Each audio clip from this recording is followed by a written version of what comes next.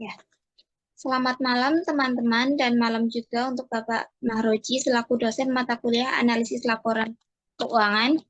Di sini saya dan rekan-rekan saya ingin mempresentasikan mengenai materi analisis sumber dan penggunaan kas atau cash flow analysis yang beranggotakan 4 orang, yaitu ada Jovina, ada saya sendiri Lailatul Muharram, kemudian ada Theodorus dan juga ada Sharon.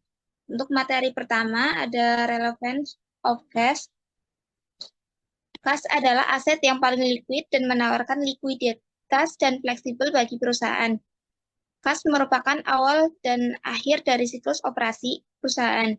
Aktivitas operasi melibatkan konversi kas menjadi berbagai aset seperti persediaan yang digunakan untuk menghasilkan piutang dari penjualan kredit. Siklus operasi selesai ketika proses penagihan mengembalikan kas ke perusahaan yang memungkinkan siklus operasi baru dimulai. Kas biasanya akan digunakan untuk membayar pinjaman, mengganti peralatan, memperluas fasilitas, dan lain-lain. Oleh karena itu, menganalisis arus kas masuk dan keluar perusahaan, serta sumber operasi pembiayaan dan investasinya merupakan salah satu investigasi yang paling penting.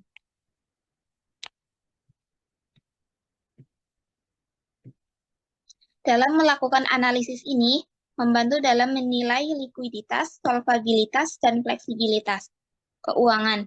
Likuiditas adalah seberapa cepat aset dan kewajiban dapat diubah menjadi kas. Solvabilitas adalah kemampuan untuk membayar kewajiban serta kewajiban saat jatuh tempo, dan fleksibilitas keuangan adalah kemampuan untuk menyesuaikan dengan peluang dan tantangan. Informasi tentang sumber dan penggunaan kas dapat dilihat dari laporan neraca dan laporan laba rugi. Namun, gambaran lengkap mengenai arus kas diperoleh dari laporan arus kas. Laporan arus kas penting dalam melakukan analisis keuangan dan memberikan informasi untuk menjawab pertanyaan seperti berapa banyak kas yang dihasilkan atau digunakan dalam operasi, pengeluaran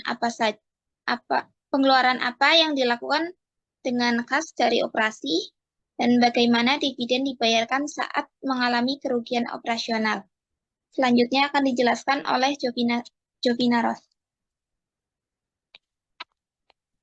Untuk materi selanjutnya itu ada reporting by activities. Itu laporan arus kas menyajikan penerimaan dan pembayaran kas berdasarkan 3 aktivitas utama dalam perusahaan.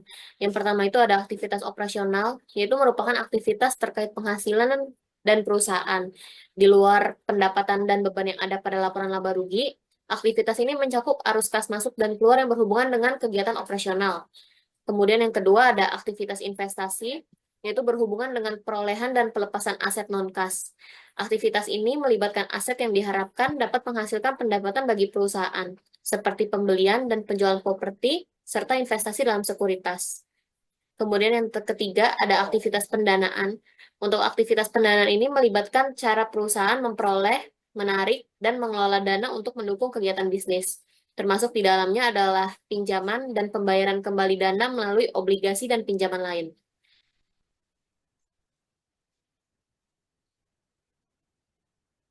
Kemudian selanjutnya ada metode penyusunan laporan arus kas. Untuk penyusunan laporan arus kas, terdapat 2 metode yang dapat digunakan. Yang pertama itu ada metode tidak langsung. Nah, pada metode ini, laba bersih disesuaikan dengan pendapatan atau beban non-kas, serta akrual untuk menghasilkan arus kas dari operasi. Keuntungan dan metode ini adalah mengungkapkan rekonsiliasi perbedaan antara laba bersih dan arus kas operasi. Hal ini dapat membantu beberapa pengguna yang memprediksi arus kas dengan terlebih dahulu memprediksi laba, kemudian menyesuaikan laba untuk mengatasi perbedaan waktu antara laba dan arus kas, yaitu dengan menggunakan akrual non-tunai. Kemudian untuk yang kedua, itu kita menggunakan metode langsung. Metode ini mengukur setiap pendapatan atau beban sesuai dengan akrual yang terkait dan dapat memberikan format yang lebih baik untuk menilai jumlah arus kas masuk dan keluar dari operasional.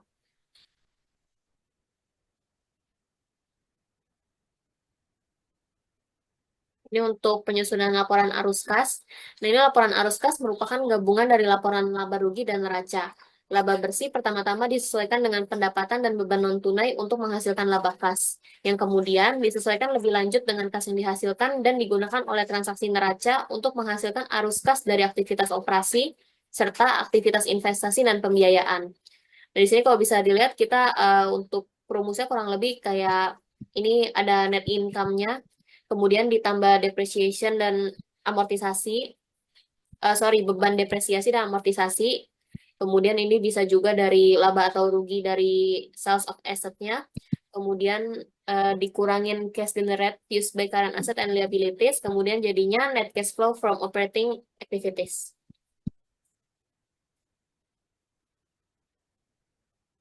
Oke, selanjutnya ada statement of cash flow. Ini yang metode tidak langsung. Kalau di cash flow metode tidak langsung ini akun-akunnya dijabarin mulai dari aktivitas operasional, aktivitas investasi sama aktivitas pendanaan.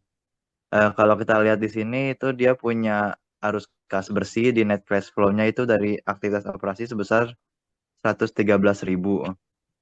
Lalu dia ada pembelian peralatan juga itu yang merupakan aktivitas investasi dan pembiayaan non tunai yang tidak terjamin di dalam isi laporan. Lalu ada juga arus kas bersih dari aktivitas pendanaan itu mencerminkan perubahan dalam akun kewajiban jangka panjang dan ekuitas. Dan di sini akhirnya setara kas mereka itu 75.000. Dan selanjutnya ada cash flow yang metode langsung. Kalau di metode langsung ini nggak dijabarin, jadi langsung penerimaan kas ini dari langsung ditotalin aja. Yang aktivitas operasi itu ada cash receipt dari customer, ada cash untuk bayar inventories, terus ada untuk operating expense, jadi tinggal dikurang-kurangin, lalu dapat hasil kas bersih dari kegiatan operasional.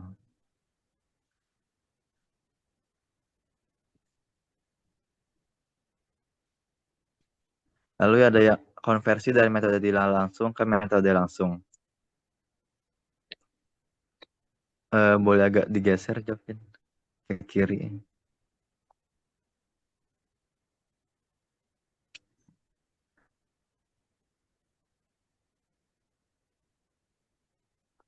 Cara mengonversi arus kas dari operasi yang dilaporkan di bawah metode tidak langsung ke metode langsung. Akurasi konversi tergantung pada penyesuaian menggunakan data yang tersedia dari catatan akuntansi eksternal. Konversi dari format tidak langsung ke format langsung ditampilkan menggunakan nilai-nilai dari Good Corporation. Mulai dari memecah laba bersih $84.000 menjadi total pendapatan $660.000 dan total beban $576.000. Lalu selanjutnya penyesuaian konversi diterapkan pada kategori pendapatan atau beban yang relevan. Keuntungan dari penjualan peralatan dipindahkan ke aktivitas investasi, tidak dimasukkan ke dalam penyajian metode langsung. Selanjutnya akan dijelaskan oleh Sharon. Baik, saya akan menjelaskan terkait perbandingan pelaporan akrual dan kas. Arus kas dari operasi memberikan pandangan yang lebih luas tentang aktivitas operasi dibandingkan laba bersih. Arus kas dari operasi mencangkup semua aktivitas terkait pendapatan dari suatu perusahaan. Ukuran ini mencangkup tidak hanya pendapatan dan beban, tetapi juga tuntutan kas dari aktivitas tersebut. Ini termasuk investasi dalam piutang, pelanggan dan persediaan, serta pembiayaan yang disediakan oleh pemasok barang dan jasa. Akrual akuntansi yang menentukan laba bersih bergantung pada estimasi, penundaan, alokasi, dan penilaian. Beberapa pengguna menganggap laba berkualitas lebih tinggi ketika rasio arus kas dari operasi terhadap laba bersih lebih besar. Hal ini berasal dari kekhawatiran terkait kriteria pengakuan pendapatan atau akrual beban yang menghasilkan laba bersih tinggi tetapi arus kas rendah. Arus kas dari operasi berfungsi sebagai pemeriksaan terhadap laba bersih tetapi bukan sebagai pengganti laba bersih. Nah, ini adalah merupakan contoh dari perbandingan laporan akrual dan kas. Dalam laporan akrual dicatat langsung sebagai penjualan dan dikurangi sebagai beban operasional dan menghasilkan net income. Sedangkan pada cash reporting, cash yang di collection from customer dan menjadi hasil dari cash from operation. Dan selanjutnya, dalam analisis arus kas, harus mengidentifikasi sumber utama kas di masa lalu dan penggunaannya. Salah satu cara untuk membantu dalam penilaian ini adalah dengan melakukan analisis ukuran umum atau common size analysis terhadap laporan arus kas. Hal ini berguna untuk menjumlahkan sumber dan penggunaan kas utama selama beberapa tahun, karena periode laporan tahunan atau triwulan seringkali terlalu singkat untuk menghasilkan kesimpulan. Misalnya, pembiayaan proyek-proyek besar biasanya berlangsung selama beberapa tahun.